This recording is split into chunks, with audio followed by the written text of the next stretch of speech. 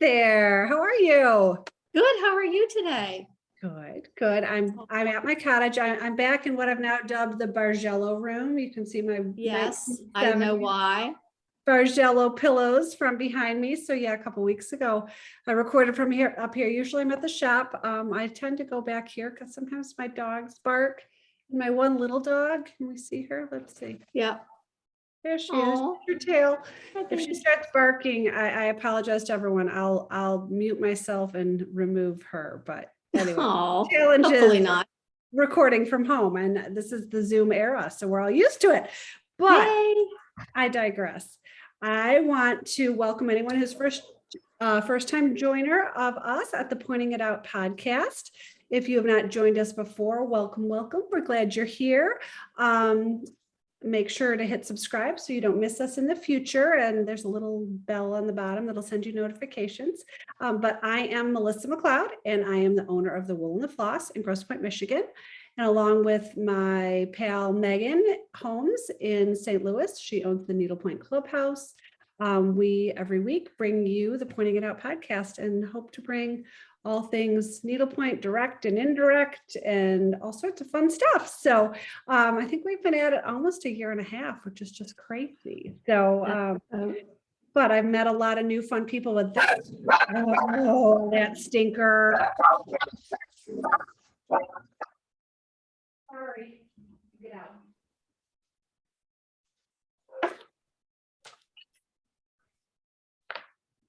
Okay. Sorry about that, everyone. I should have hit pause recording, but I didn't. So you get to see real live what happens. So sorry about that. But this week, I don't have to make a new friend because I have Vicki Whitson with me, who most of you probably know as Victoria Whitson, because that's how you go by professionally. But Vicki and I have been good friends for a long time and got to spend a great weekend together a few months ago. And we're going to move along this path, but we get to spend a weekend together again very soon. Yes, very soon. So yeah, in the needlepoint brain world, you bring us some fabulous canvases and some fabulous accessories. By the way, do you all see my gorgeous necklace? And you're wearing yours too. And of course, now I've got double dogs. This could be complete chaos, everyone. I'm so sorry. But these necklaces are some of my favorites, and I'm going to let you talk all about them because we're wearing them as gorgeous fashion pieces, but they actually we are. So I would love you to introduce yourself, and then we'll talk about your line, and then we'll talk about your latest volunteer gig that's going on that excites everyone. So tell us about you. Well, I'm here in Dallas, and my husband and I moved here November 2001, so right after 9/11, and we came here from San Diego. Just as a background on that, I grew up in Pittsburgh, Pennsylvania, and when I was a early teen, my parents wanted to move or spend half the year in the Bahamas, so I went to boarding school in Canada. So sometimes you see some Canadian stuff floating around on my stitching, but that's why I went to boarding school there, and then after that stint, just to then what was in my life, all we did was go to school. So then I came back to the States and went to Vassar. And so that was wonderful. And then after I graduated from college, literally I graduated on a Saturday, drove home on a Sunday. And I was like looking forward to sleeping in. And my parents said, no. Come to the office. There's no sleeping in here, which I kind of wasn't surprised with because my parents had their own business, always did. And I mean, my brothers and I would say, we are child labor. I mean, it just, there was always things to do. So we always did, the most mundane things. So anyway, I started working in my mom's office, and then that, 10 years later, I'm working for her, but I didn't really towards the end want to. So then I opened my own travel business. My parents were in the wholesale travel business. And so I opened my own, which is called retail travel business. And then that's what kind of will segue into the Autumn Reunion. But like all things, you start off with a business plan, and then all of a sudden I was doing meeting planning for pharma companies. And so that I have a lot of meeting planning skills, which I had from working in my parents' wholesale business as well. So that was an easy kind of venue for me to do. And then I started gaining professional athletes as customers. And so then that business really kind of grew as well. And I liked it better for all the reasons. It was really, really fun. And then right before I met my husband, I had moved my business to Virginia in a growing sports management company for PGA and senior PGA golfers. So that was such a cool gig for, a while. And then I didn't do anything for a period of time. And then when we were in San Diego, I said I slept for 2 years, and we were also living in the Bahamas. So that was all kind of fun. And then when we moved to Dallas, I became an interior designer, which is kind of what I always wanted to do.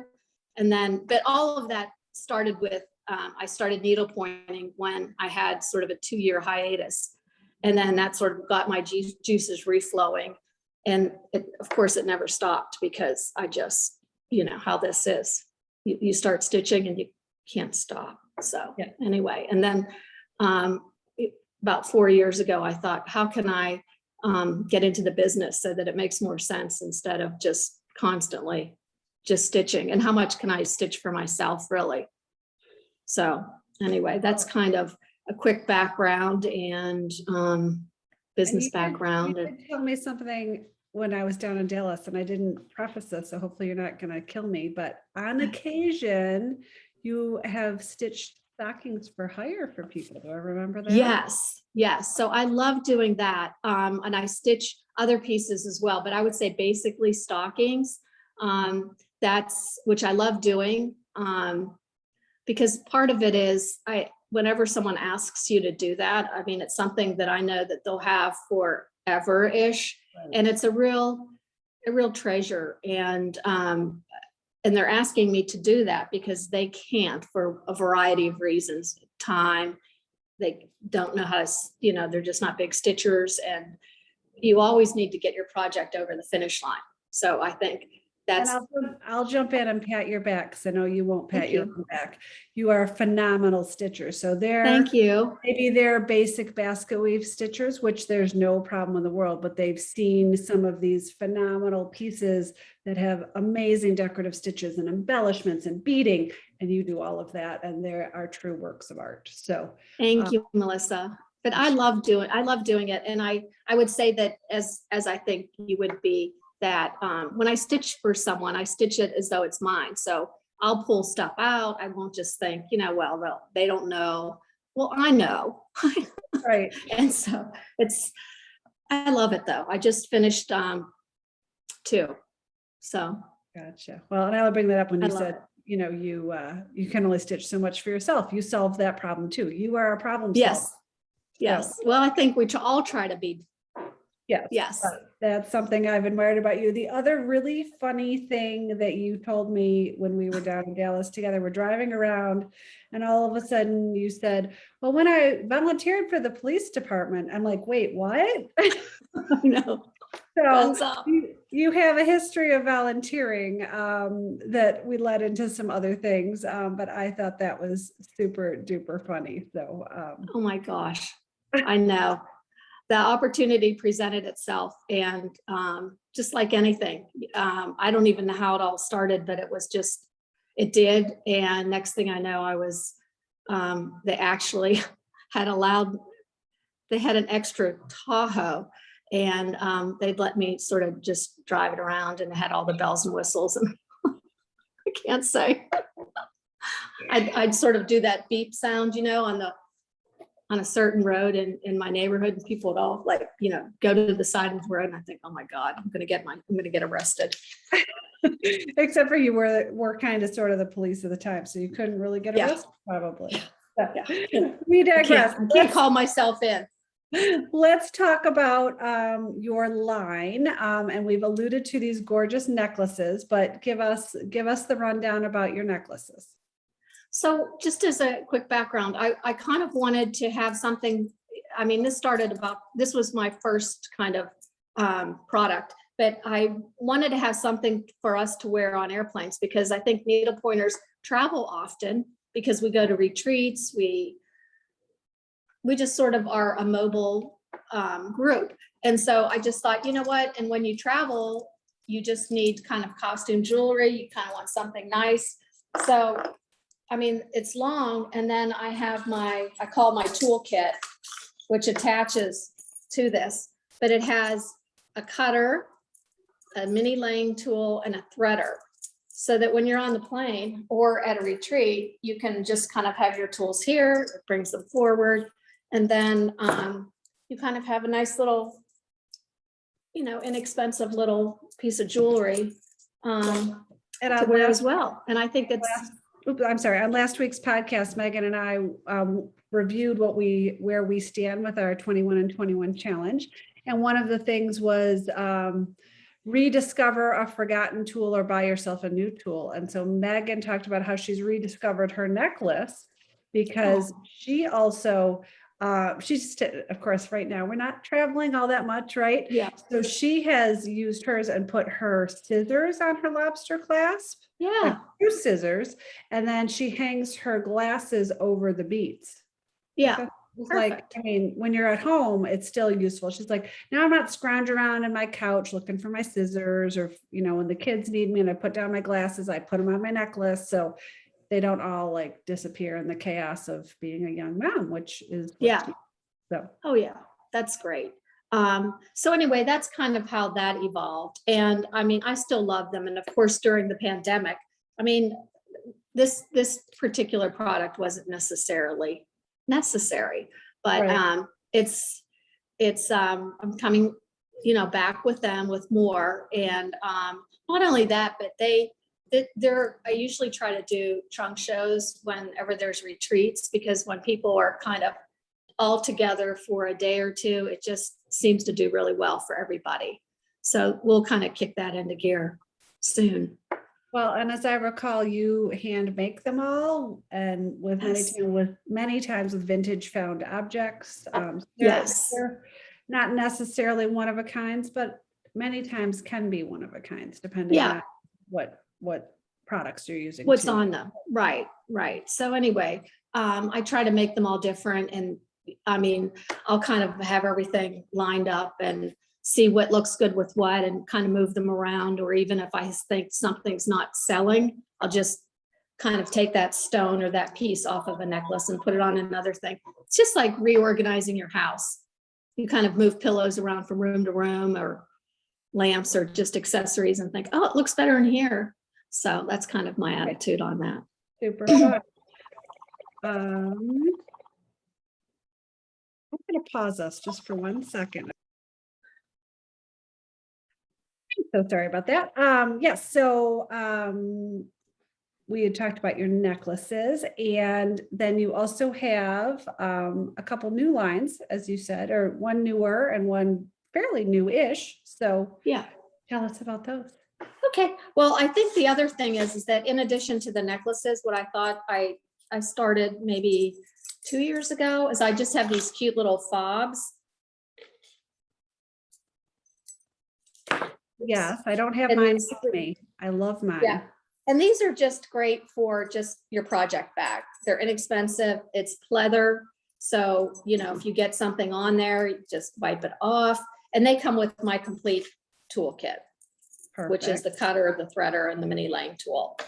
So these are cute little things. And I have 4 colors, but I'll be coming out with more colors at the reunion.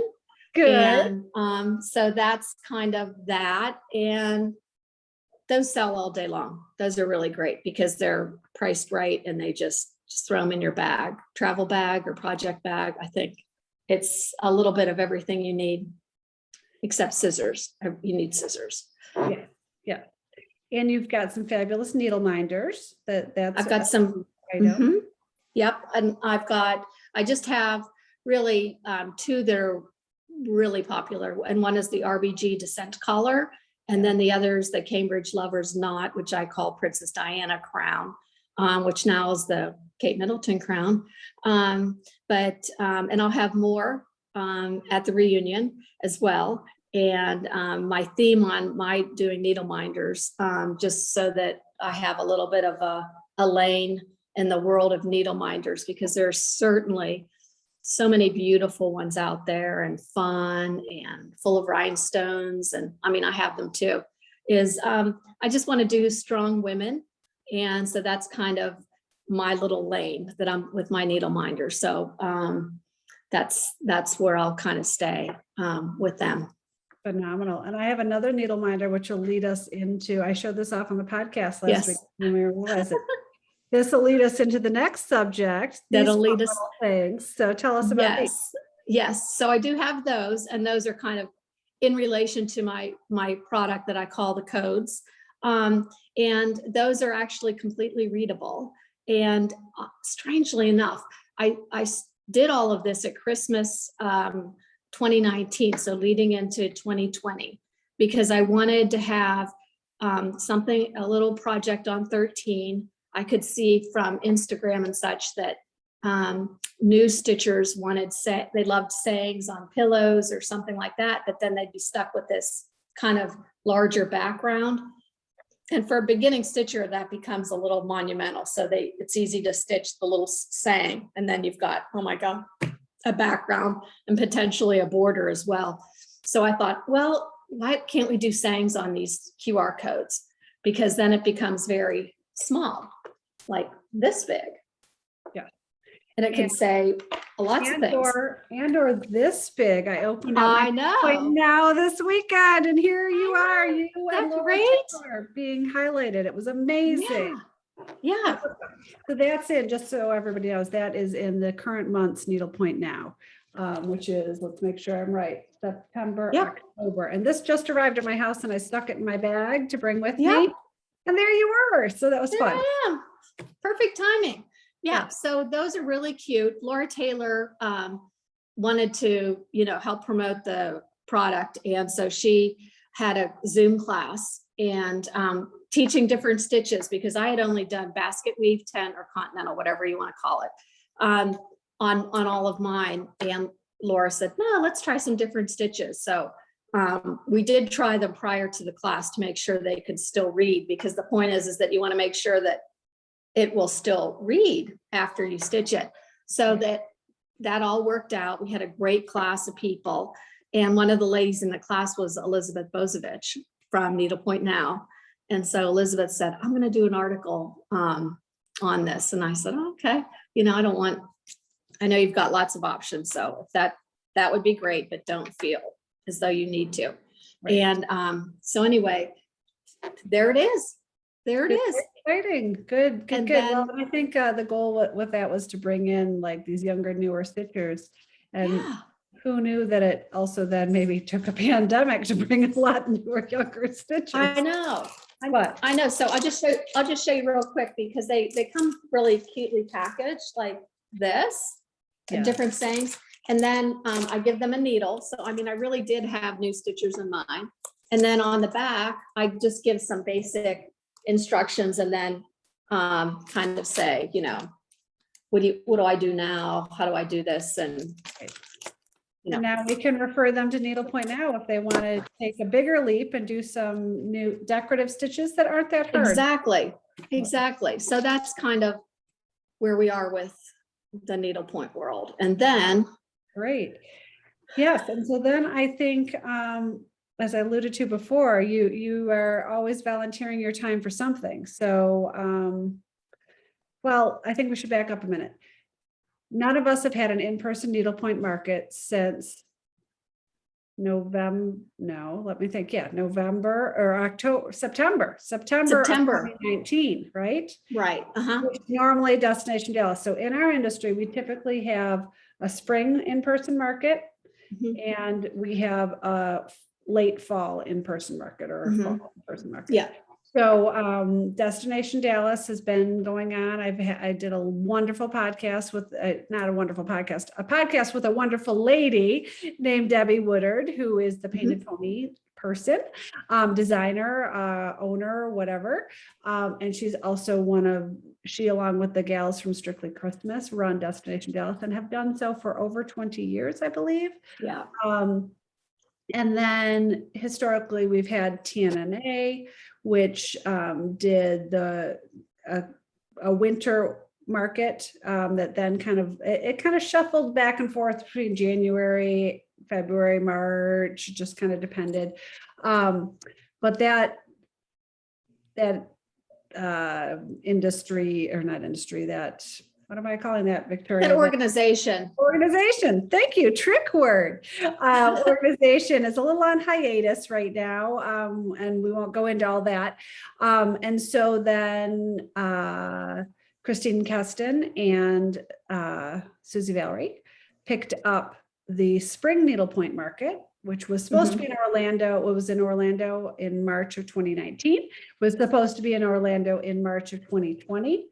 Then pandemic happened, canceled. And so that was canceled. The fall Destination Dallas was canceled. And I think a lot of people were super disappointed about that. Many of us are vaccinated. Many of us are comfortable going places now. And I forgot a chapter. We forgot about how then Susie created a virtual needlepoint market, which we talked about on the podcast as well. And that was, we've had 2 of those, which have been fabulous. You know, when need is the mother of invention, or necessity is mother of invention, whatever the phrase is. You can tell I'm on vacation at the cottage because I'm not coming up with all the right words today. But so Susie did that along with Christine, I believe. And that is still going on this fall, and I'm going to be attending. I'm super excited. Yeah. So thankful to those gals for doing that. You know, I think we're in a state of flux right now. Some people are very comfortable going places. Other people are still not leaving their house as much. Some people have chosen not to be vaccinated. Other people line themselves up first for a vaccine. You know, so there's all sorts of different opinions, and there's no right or wrong opinion, but there is a way to do business no matter what your opinion is. And for some of us, we're going to do it both. So I am super excited to go to the virtual market, which is the 3rd weekend in October, I believe. So if anyone hasn't signed up for that, it's super easy. Go to the spring needlepoint market. I'll actually link that in our show notes. I'm going to make a note. So if people are interested in that, and then separately and aside, Victoria, and I'll let you talk all about this part. Victoria, along with a number of other people, some as consultants, some as true promoters, decided that they were ready to do something in person as well. So those of us who are retailers have the option of shopping many different ways this fall, and I'm all about it. So tell us more. Well, I like so many businesses or ideas that I think that just happened is it was a combination of things. When the Destination Dallas committee decided that they weren't going to have the in-person market, I happened to be having lunch with Patricia Sohn, who also lives in Dallas, and we've worked together in our rooms at markets, and we were just like saying, oh, this is terrible. What are we going to do? So we just decided, let's call Heidi at Chaparral, who's a new shop owner. I said, I want to go meet her. And so we called Heidi and said, can we come down and meet you and do like a little dog and pony show with our goods type thing. And then we ended up going to all 5 shops in Houston for a 2.5-day trip, which was so wonderful because I think our community is so small and so supportive of each other that it was just amazing. At first we were thinking, oh, I hope nobody gets mad. But I said, we just all need to be together, and everybody has their own customers. Everybody survives and does well. And so then halfway through our trip, we were at Chandal with Syra. And we had a moment, we were sitting there with Syra and lamenting about, we're going to miss Destination Dallas, because I think we were all sort of waiting, thinking that would happen.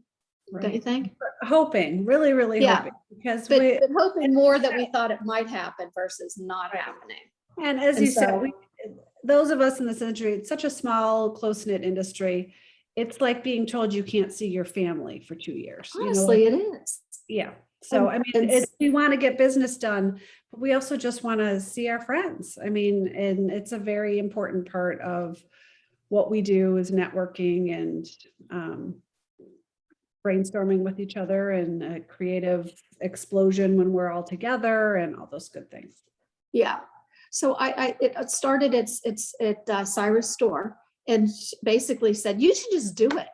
And we were so kind of jacked up about seeing everybody, and it was wonderful. And you know how we energize each other. So I'm driving home and I'll never forget, right in front of Buc-ee's, which is a big, wonderful kind of road. I don't want to call it roadside, but they're on highways in Texas. But we said, let's call Melissa Prince. So got Melissa on the phone, and Melissa was just like, yes, we need to do this. So I said, okay, when we get back to Dallas, I've been in that world. I know how to deal with hotels and blah, blah, blah. So anyway, we had a conversation. At one point, we thought we'd have it in Atlanta. And then I said to Melissa, look, I think it's going to be you and me. Why don't we make it at least easy on ourselves and put it close to us, but not near the same hotel neighborhood that Destination Dallas had theirs, so that it would not be tramping on anybody's feet. And so we chose Frisco. Neither one of us live in Frisco, but it's a new up and coming suburban area in north of Dallas. And so for people attending, it's 20 miles from DFW, it's 20 miles from Dallas Love Field. So whatever airline you want to fly in on, it's the same distance, highways just starting here or starting there, and you end up in Frisco. But Jerry Jones has built the Cowboys facility out there. It's called the Star, which is magnificent. The Dallas Stars hockey team practices out there. The Texas Rangers baseball team, their minor league team, is actually right next door. They almost share a parking lot to the Embassy Suites where we're staying. There's an IKEA there. There's tons of restaurants. And it's just kind of a really cool, newish area. So it has all that feel of newness, cleanness, and to it. So so that's where we are. And that's kind of the evolution of it, which was just one of those things that I think happened to all of us in our businesses, which is, oh my gosh, we should just do this. And we called it a reunion because our first thought was, let's just get together, and whoever can come, and whoever's comfortable coming can come, and whatever product you have to sell, bring. But we all know that designers are having great difficulty getting painted canvases in. And so, I mean, Melissa's a beautiful well-known artist, as you know, and Patricia's got her line. And Diane Berlstein is helping us as well as an advisor, and Don Lynch. So, I mean, they're, have, And so we just said, just bring what you can. I'm going to back up for a minute too, because Melissa Prince was on the TNNA board. Mm-hmm. Don was also on the TNNA board, and Don is the owner of what is now called the Carolina Needlepoint Company, which is the umbrella for Two Sisters and Associated Talent, for those that are knee deep in this industry like we are. So they have a lot of history of helping with these kind of shows. And then Patricia and Diane Bertelsen have been around. Diane Bertelsen is the owner and artist for Pepperberry Design. So we've got a lot of talent, and you and Melissa, my understanding is Melissa Prince, who again was on the TNNA board, but is an amazing designer and artist. And go back and watch her episode, because I've had her on here before. She's one of my industry besties as well.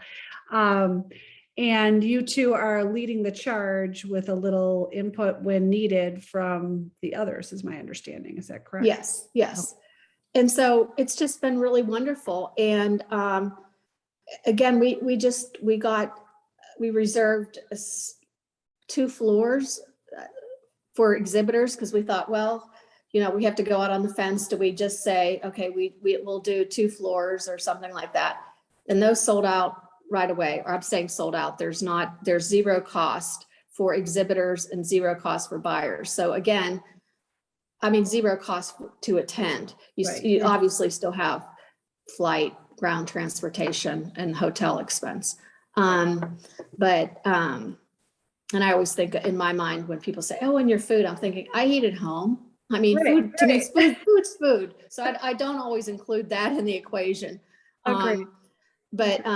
So anyway, we just thought it's going to just be what it is. And we say it's no frills. Obviously, we will be providing, maps and listings, all the paperwork and name tags and all that.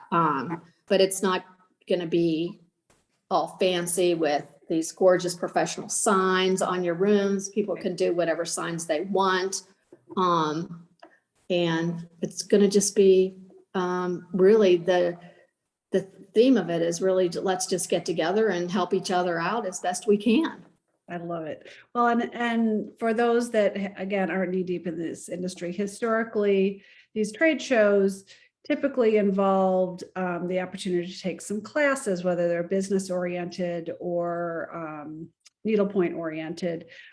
They also might involve like a fancy dinner out at some place with a bus and a special menu, and Destination Dallas would bring in like a show one night and all these kinds of things, which are really fun. But at this point, to your point, just not totally necessary. Like we all just need to see each other and be able to get our creative juices flowing and to be able to make business happen. And so simple is great by me. So I'm really excited about it. So it's going to be great. So we ended up just with the second and the third floor, and then we called and said, okay, we'd like another floor, the fourth floor. And then I said to Melissa, we just have to go out and see these people in person because they're not going to believe it, but we need the fifth floor too, because I said, it's like the little engine that could. So it's going to be easy shopping for everybody. The second floor has like the larger rooms on it for, I'm just going to say Kate Dickerson, larger lines, Chris Lewis Distributing.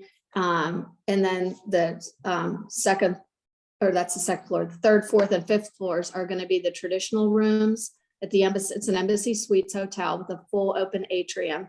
But what's different about this hotel, which I've stayed in a couple Embassy Suites over my life, but they have on the ends, and I don't know if it's because of the baseball park, because this one whole section does face the baseball park, but they're called side-by-side suites and corner suites.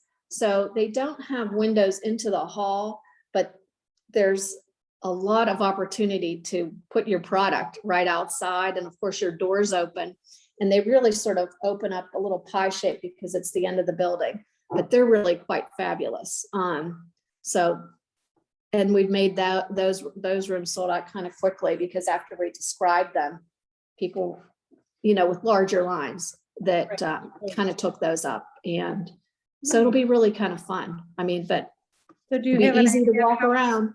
How many exhibitors will be there? We have 80, and we have a wait list, just knowing that due to various reasons. I mean, there's always stuff, and it doesn't have to do with anything other than, our time, our time of COVID, but people drop out for various reasons, so there's always that percentage of, the very first show at Destination Dallas that I got in through the cancellation. So I'm grateful for that. I don't know whose place I took, but so we have a small wait list just in case. And just I was really happy to see, because again, back to, we're all friends in this industry and we all try to support each other. And I know you and Melissa, one of your biggest concerns when you did this is you didn't want to step on anyone's toes, as you mentioned. So I was thrilled to see CBK Valerie Needlepoint Gallery, Strictly Christmas, and Painted Pony are all signed up to come. And those are the other people that in the last few years have been planning markets. So everyone's playing nice together in the sandbox, I think is my point. And that's just how we roll in this industry. So it makes me, Yeah. it Well, just and we were not taking over from Destination Dallas because that show was canceled. And, fingers crossed that everything works out for them next year. But this is just sort of, you're filling in. again, I just go back to, we called it a reunion for a reason. And because it really is us all get together and do what we can do business wise, but just as a community, because if we had not kind of just done this, we would have almost gone 2.5 to 3 years without being together as a group. And I just know how I felt, and Patricia could speak for herself, but we were so energized when we left Houston. And there we are, 2 people, 5 shops, but I mean, it was just amazing. And I think that's the intangible that the markets do for all of us. And you build relationships, and you can call designers as a shop owner and say, hey, really, I'm in a pinch, I need this. And I mean, that shop owner might say, you know what, in their head, I just sold that canvas to so-and-so. I'm going to call and see if I can't grab that back. I mean, and I think it's wonderful. So that's what we really hope to achieve. Well, and as a needlepoint buyer, I'm really excited because I have done almost all shopping online in the last 2 years, which is what everybody else has done.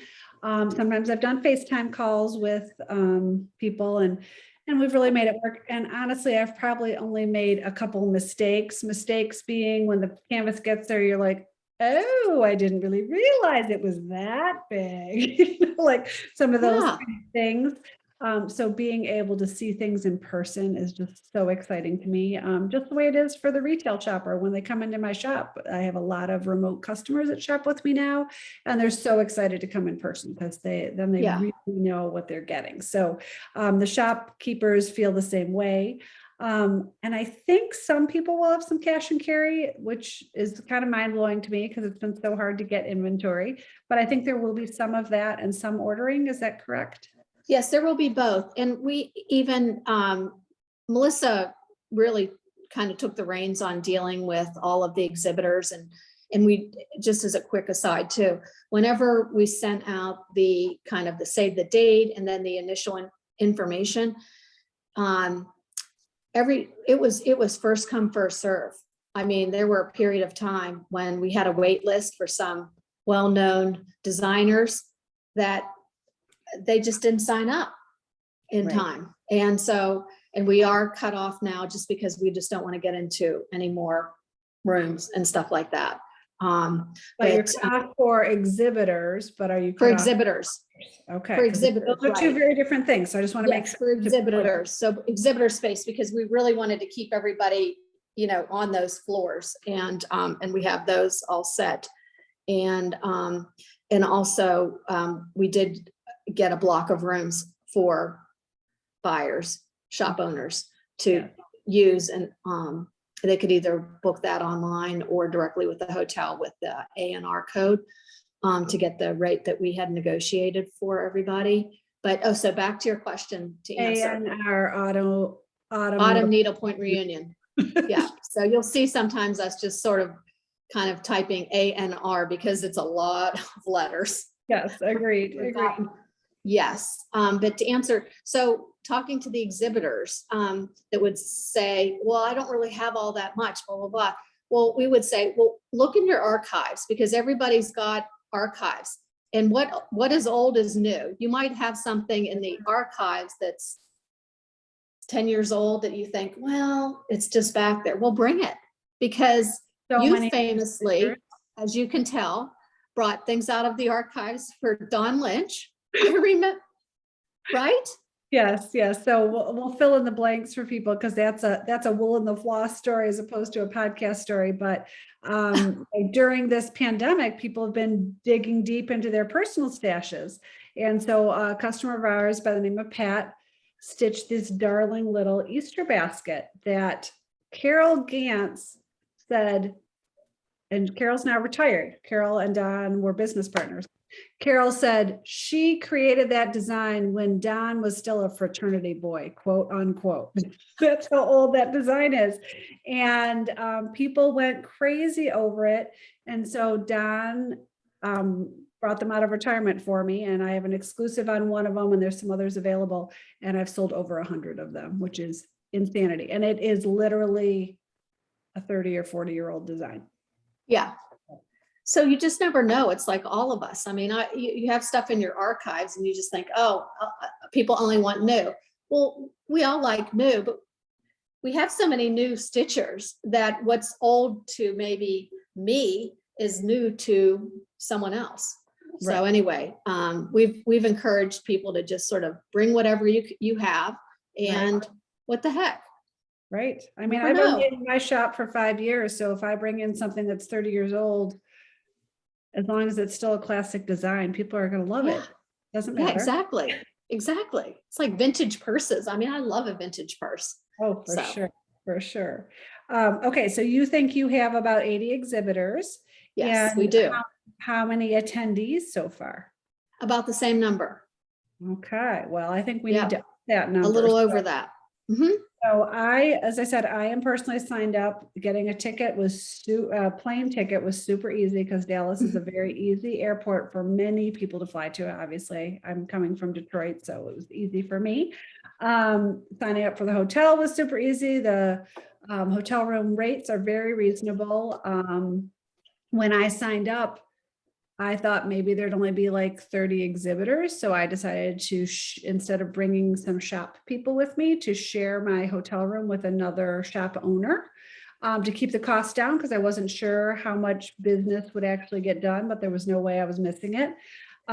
So if someone's looking at how to, do this without spending a lot of money, message a couple of your shop owner friends, see if they want to share. Most of the rooms had 2 queen beds, so easy peasy. And yeah, I'm super excited about it. Is there a deadline for signing up, or is it just however many hotel rooms are still available? What's the? There is no deadline. We just need to be able to.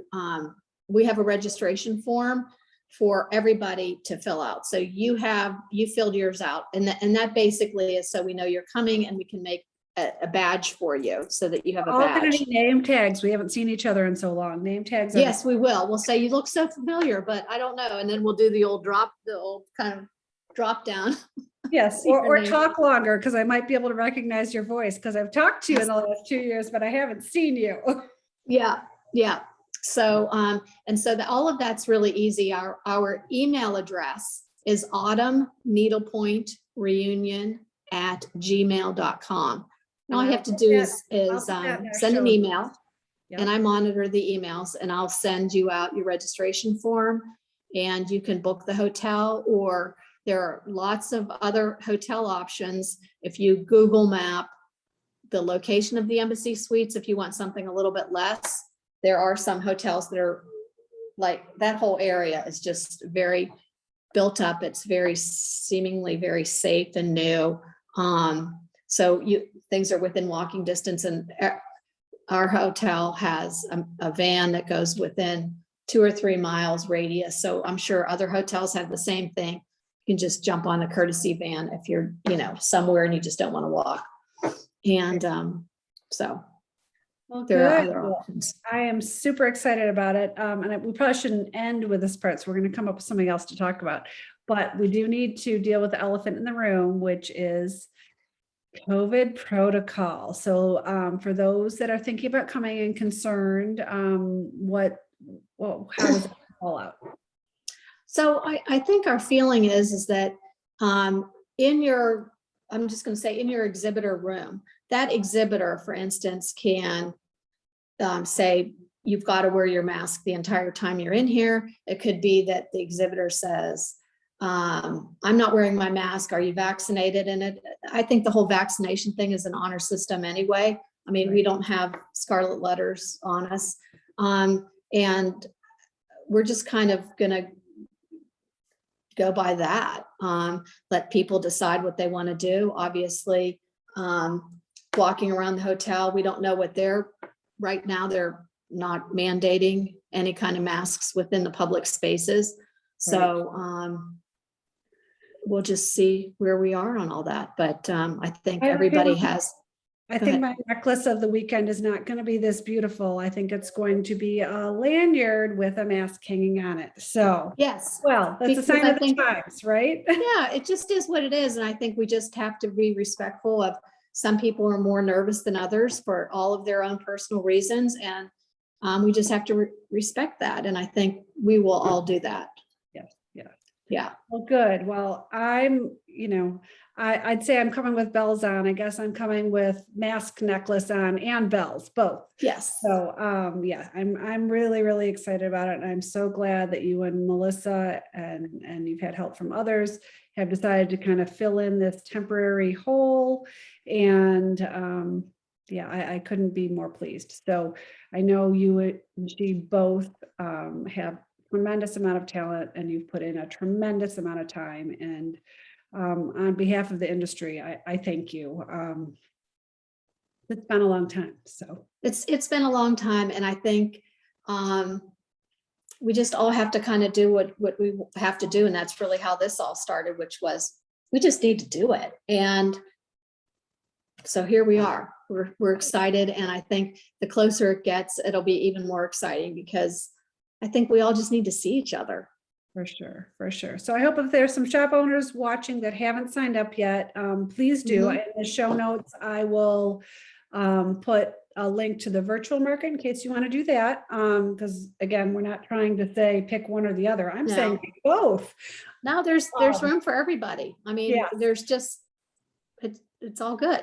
So I'll put links to the virtual market, a link and or an email address for the Autumn Needlepoint Reunion. And I hope that I get to see tons and tons of people there, because I'm really looking forward to it. So. I know. Well, we are too. Good. Well, thank you again. And I've loved seeing you, and I'll love seeing you face to face even more. And yes. Again, if you haven't watched the podcast before and you're a new watcher, please subscribe. That helps other people find us and hopefully brings a little stitching joy into our world these days. So, and I apologize for the doggy and telephone chaos here, but it's real life with me. So, okay, my dear, you take care. I will talk to you in November, if not before. Yes. See you. Okay. Okay. Bye.